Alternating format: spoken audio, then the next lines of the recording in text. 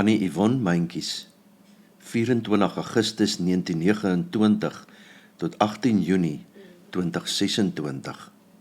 Ek lees uit Romeine 8 van vers 30 af. Die wat hy daartoe bestem het, het hy ook geroep. En die wat hy geroep het, het hy ook vrygespreek. En die wat hy vrygespreek het, het hy ook verheerlik. Wat is nou ons gevolgtrekking oor al hierdie dinge? Dit, God is vir ons, wie kan dan teen ons wees? Hy het sy eie seun nie gespaar nie, maar hom oorgelewer om ons almal te red. Sal hy ons dan nie al die ander dinge saam met hom uit genade skenk nie? Wie kan die uitverkorenes van God aankla? God self spreek hulle vry. Wie kan ons veroordeel? Christus Jesus het gesterf, maar meer as dit, hy is uit die dood opgewek, hy sit aan die regterhand van God, hy pleit vir ons. Wie kan ons van die liefde van Christus skei? Lyding of benoudheid of vervolging, honger of naaktheid, gevaar of swaard? Daar staan immers geskrywe, dit is oor U dat die dood ons dag vir dag bedreig, dat ons so slagskape behandel word. Maar in al hierdie dinge is ons meer as oorwinnaars deur hom wat vir ons liefhet. Hiervan is ek oortuig. Geen dood of lewe, of engele of magte, of teenswoordige, of toekomstige dinge, of kragte, of hoogte, of diepte, of enigiets anders in die skepping, kan ons van die liefde van God skei nie, die liefde wat daar is in Christus Jesus, ons Here. Wanneer ons finaal afskeid neem van iemand, besef ons maar net weer ons eie sterflikheid. Dit is in tye soos hierdie, dat ons iets van ons eie nietigheid en broosheid voor God en ons afhanklikheid teenoor God beleef. Tog is die pad na die Vader vir gelowiges geen onsekere pad nie. Die ewige lewe is net so 'n sekerheid as jou geloof in Jesus Christus. Hy het alreeds die pad na die ewige lewe deur sy dood en opstanding voorberei. Daarvan is ons op hierdie oomblik seker. In tye soos hierdie, waarin ons hartseer is daar maar net een ankertou waarin ons as gelowiges kan vashou, en dit is geloof in God. Die wat glo, ontvang die belofte van verlossing. Ons as gelowiges het in Christus 'n gewaarborgde toekoms. Omdat ons die kruis van Christus in 'n leë graf in ons verlede het, het ons die ewige lewe in ons toekoms. Romeine 8 vers 34, wie kan ons veroordeel? Christus Jesus het gesterf, maar meer is dit. Hy is uit die dood opgewek.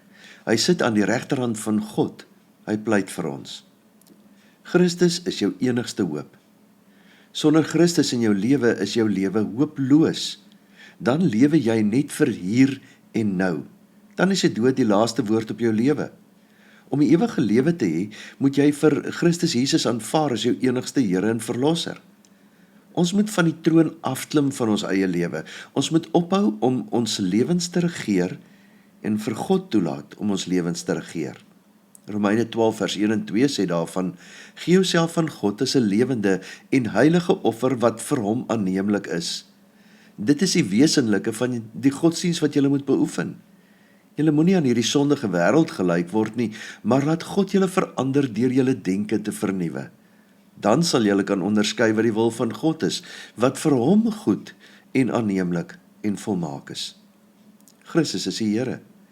Hy is die eerste en die laaste, die begin en die einde, die Alfa en die Omega. Hy is die onderhouer van die skepping, die skepper van alles.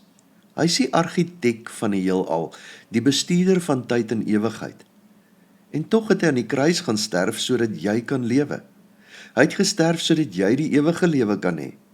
Hy is verbrysel en hy bring heling. Hy is deurboor, hy verlig pyn. Hy is vervolg en hy bring bevryding. Hy was dood en hy bring lewe. Hy het opgestaan en hy bring krag. Hy regeer en hy bring vrede. Ons is nie gered omdat ons sulke goeie mense is nie. Ons is ook nie gered omdat ons soveel goeie dinge doen nie. Ons is gered omdat ons vrygespreek is. Ons is vrygespreek op grond van dit wat Jesus vir ons gedoen het. Sy kruis maak die lewe vir jou moontlik. Luister mooi. Wat is nou ons gevolgtrekking oor al hierdie dinge? Dit. God is vir ons, wie kan dan teen ons wees? Hy het sy eie seun nie gespaar nie, maar hom oorgelewer om ons almal te red. Sal hy ons dan nie al die ander dinge saam met hom uit genade skenk nie? Wie kan die uitverkorenes van God aankla? God self spreek hulle vry. Wie kan ons veroordeel? Christus Jesus het gesterf, maar meer is dit. Hy is uit die dood opgewek. Hy sit aan die regterhand van God. Hy pleit vir ons. Nie een van ons kan uit onsself voor God staan nie, maar in Jesus word ons vrygespreek. Mag ons vandag maar net weer weet dat ons maar net soos die blomme van die veld is. Vandag staan ons met al ons pragt, maar môre het ons verwelk. By begrafnis neem ons nie net afskeid van 'n geliefde nie. Ons sê nie net totsiens vir Tannie Yvonne nie. Ons besef ook ons eie sterflikheid. Wie kan ons van die liefde van Christus skei? Lyding of benoudheid of vervolging, honger of naaktheid, gevaar of swaard? In al hierdie dinge is ons meer as oorwinnaars deur hom wat vir ons liefhet. Nie een van ons weet ons tyd nie. Enige een van ons kan skielik doodgaan.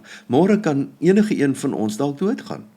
Maar as dit gebeur, is jy gereed? Kan jy sê dat jy vrygespreek is? Volg jy vir God deur voluit te lewe? Ons lewens is so omgekeer en op onsself gerig, dat God ons by hierdie geleentheid dwing om stil te word. Psalm 139 vers 23 sê, deurgrond my o God, deurgrond my hart, ondersoek my, sien tog my onrus raak. Is jy gereed vir hierdie ontmoeting? Mag elkeen van julle saam met Romeine 8 vers 38 en 39 sê, hiervan is ek oortuig, geen dood of lewe of engele of magte, of teenswoordige of toekomstige dinge of kragte, of hoogte of diepte of enigiets anders in die skepping, kan ons van die liefde van God skei nie, die liefde wat daar is in Christus Jesus ons Here. En dan, as ons op daai punt van ons lewe kom, dan kan ons net so seker wees soos Tannie Yvonne was. Kan ons saam met haar sê, as ons lewe, leef ons tot eer van die Here, en as ons sterwe, sterf ons tot eer van die Here, of ons dan lewe en of ons sterwe, ons behoort aan die Here. Here, baie dankie dat ons vandag 'n lewe saam kan vier. Dankie Here dat ons in ons harte oortuig is, dat sy by U is, dat sy gered is. Nie omdat sy sonder foute was nie, maar omdat sy ook deur U bloed skoon gewas was. Dat sy dit geglo het en geweet het en dit geleef het. Here, ons wil vir U dankie sê, dat haar swaar kry verby is, en dat ons weet dat sy by U is. Maar ons is ook hartseer. En daarom vra ek, Here, almal wat agterbly, dat U hulle sal vertroos en hulle sal genade gee, maar dat hierdie geleentheid ook vir hulle sal terugroep, om seker te maak dat U in hulle lewe is. Help ons, Here, dat ons prioriteite sal verander, dat ons osself aan U kan oorgee as lewende en heilige offers, wat vir U aanneemlik is. Amen. Die Here sal julle seën en julle beskerm, die Here sal tot julle redding verskyn en julle genadig wees, die Here sal julle gebede verhoor, en aan julle vrede gee. Amen.